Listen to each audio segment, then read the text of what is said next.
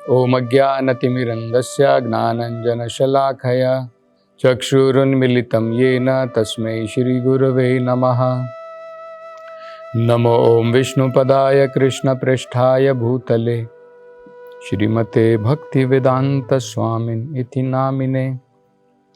नमस्ते सरस्वती देवे गौरवाणी प्रचारिणे निर्विशेष शून्यवादी पाश्चात्य देशतारिणे।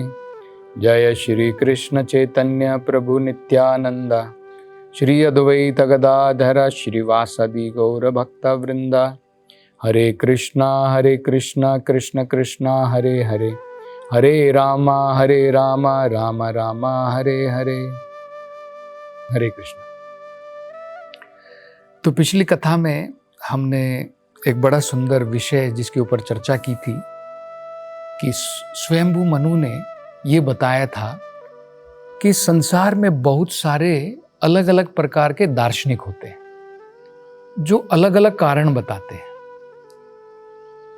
क्यों कोई व्यक्ति किसी की आयु छोटी होती है, किसी व्यक्ति की आयु लंबी है, कोई लंबे समय तक जीता है, कोई व्यक्ति अनेकों प्रकार के सुख भोग रहा है, कोई व्यक्ति अनेकों प्रकार के दुख भोग रहा है। तो अलग अलग दार्शनिक अलग अलग कारण बताते हैं।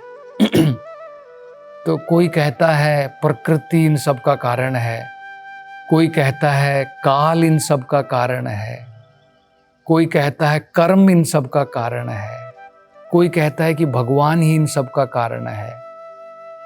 तो ये हमने समझने का प्रयास किया था कि असल में हमारी इच्छाएं जो होती हैं, जब हम भगवान से स्वतंत्र हो करके इस भौतिक संसार को भोगना चाहते हैं, और क्योंकि हमारी बहुत सारी विभिन्न प्रकार की इच्छाएं हैं, तो विभिन्न प्रकार के प्रकृति ने शरीर बनाए हुए हैं। उन सभी में जाकर के हम अनेकों प्रकार के अपने कर्मों के फलों को भोगते हैं। तो भगवान ने समय के अनुसार सबको बराबर फैसिलिटी दी है।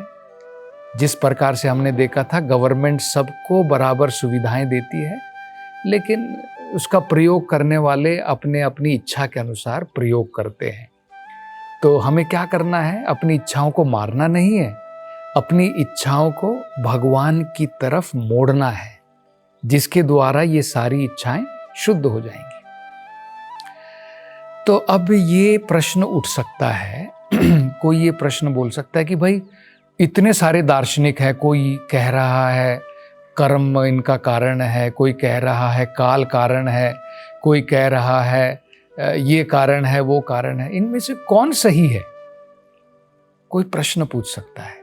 तो स्वयंभू मनु बताते हैं कि जो भगवान है उनके कार्य को वो किस प्रकार से चला रहे हैं संसार को, प्रकृति के द्वारा, काल के द्वारा भगवान कैसे चला रहे हैं, इनको समझना, भगवान के कार्यों को समझना इन इंद्रियों के द्वारा या फिर अपने मनोविज्ञान के द्वारा, अपने मन और बुद्धि के द्वारा, या फिर प्रत्यक्ष रूप से देखने से इस संसार के अंदर में जो है ये संभव नहीं है।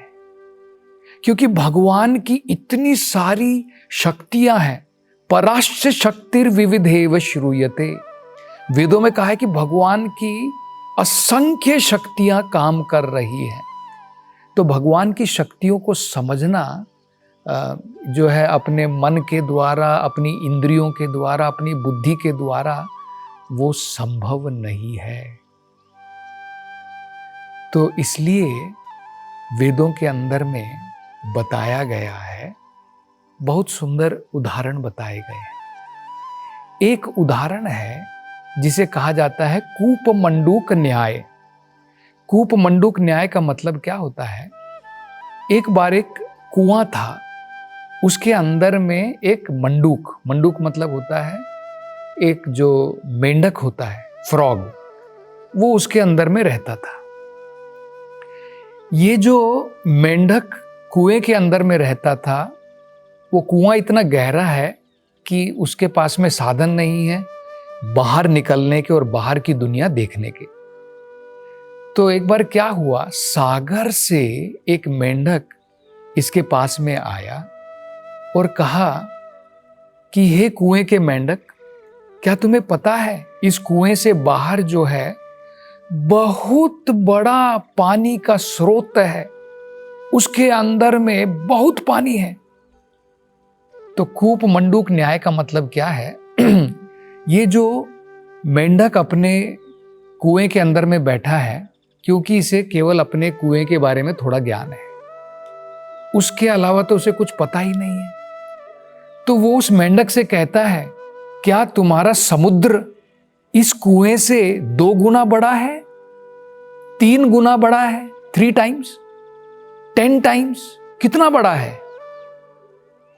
तो ये जो कुएं का मेंढक है ये नहीं समझ सकता है।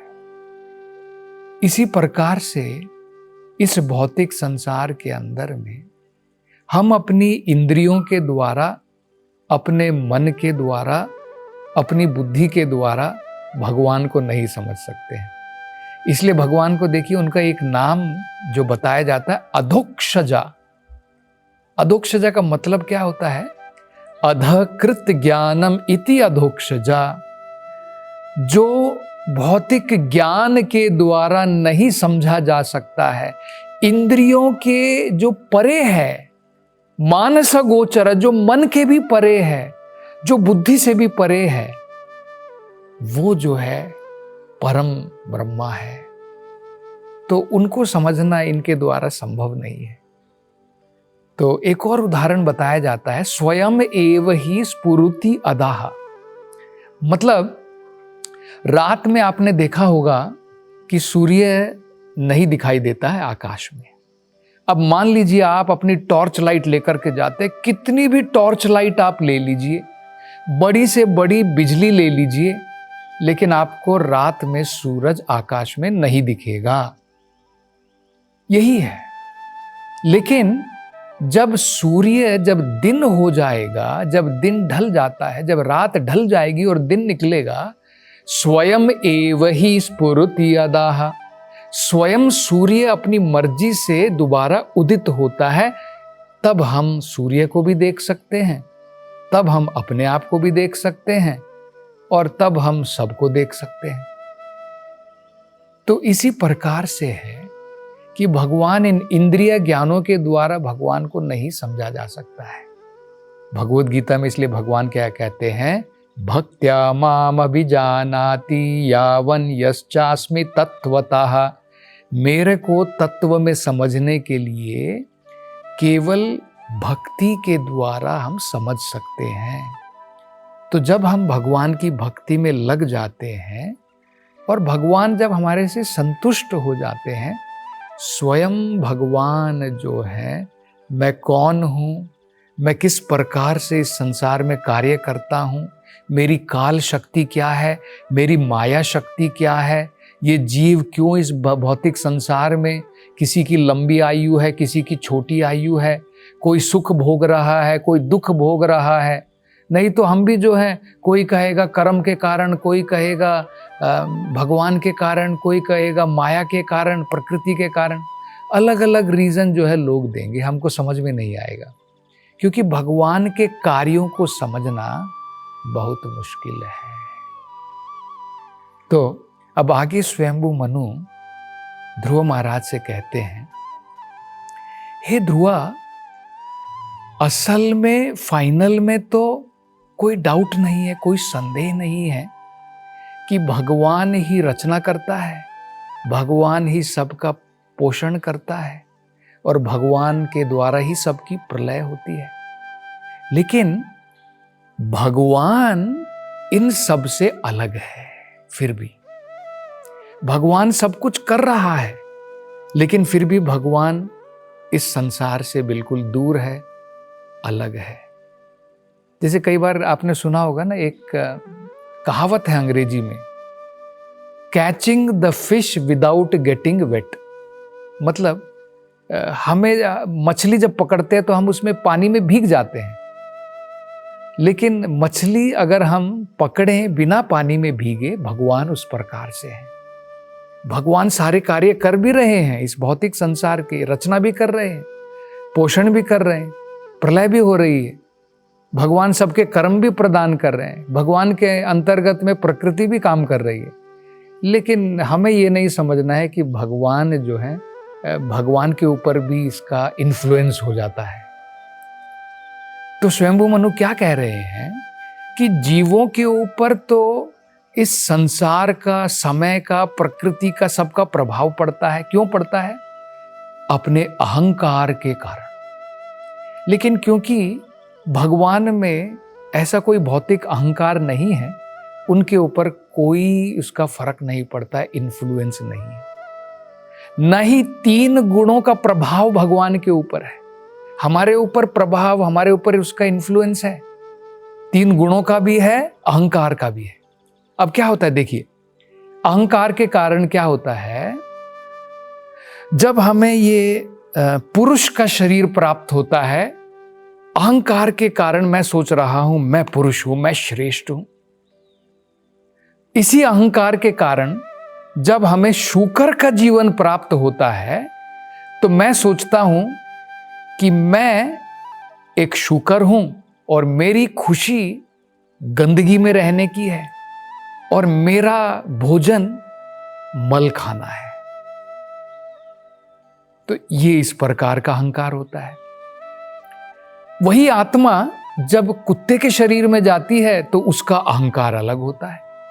तो मतलब अहंकार के कारण क्या होता है? अहंकार का मतलब होता है अपनी ओरिजिनल पोजीशन को भूल जाना और शरीर जैसा माया ने दिया उसके अनुसार काम करना, उसी को अहंकार कहते हैं। अब भगवान अहंकार से बिल्कुल दूर है, क्योंकि भगवान जो है वो कर्म के अनुसार शरीर नहीं लेते हैं।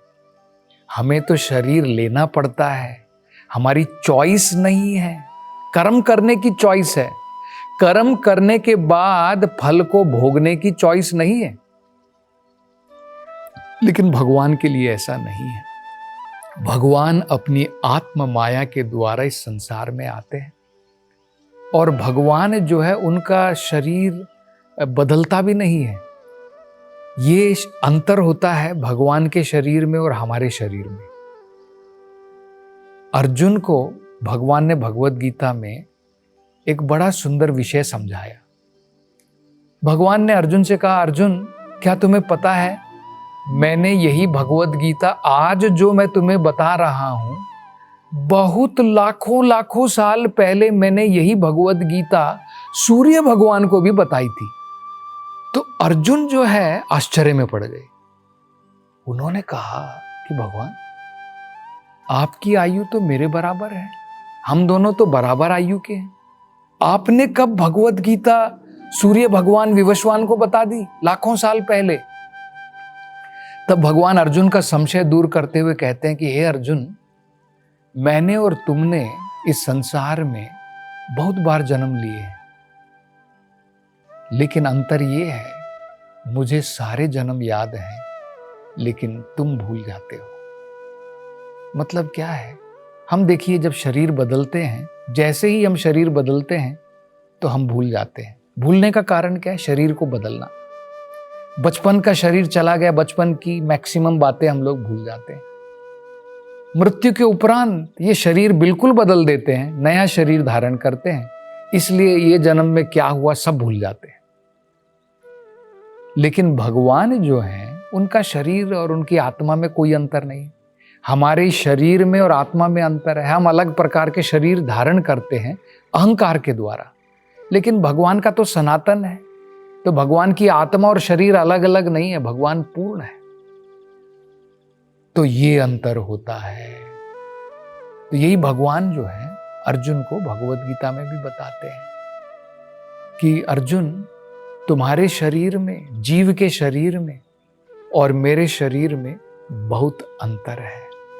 इसलिए जीव तो जो है सब कुछ भूल जाता है, अपने अहंकार के द्वारा अनेकों प्रकार के कर्म करता है, अनेकों प्रकार के शरीर प्राप्त करता है और अनेकों प्रकार से इस भौतिक संसार में फलों को भोगता है।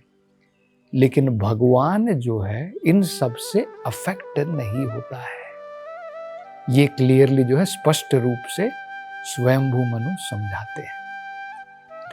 अब आगे स्वयंभू मनु कहते हैं, हे ध्रुव, भगवान जो है न केवल अनंत शक्तियों के मालिक है, भगवान जो है सुप्रीम कंट्रोलर है, परम ईश्वर है। ईश्वर का मतलब होता है नियंत्रण करने वाला।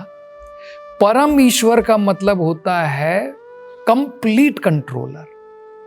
और वो कहते हैं उनके अंतर्गत में तो बड़े बड़े देवतागण के बड़े बड़े समूह, ब्रह्मा से लेकर के, इंद्र से लेकर के, चंद्र से लेकर के सभी भगवान के अंडर में, उनकी अध्यक्षता में कार्य करते हैं। इसलिए उन भगवान की शरण तुम ग्रहण करो, उन भगवान की शरण ग्रहण करो। तो ये बहुत महत्वपूर्ण है। ये सलाह ध्रुव महाराज को क्यों दे रहे हैं?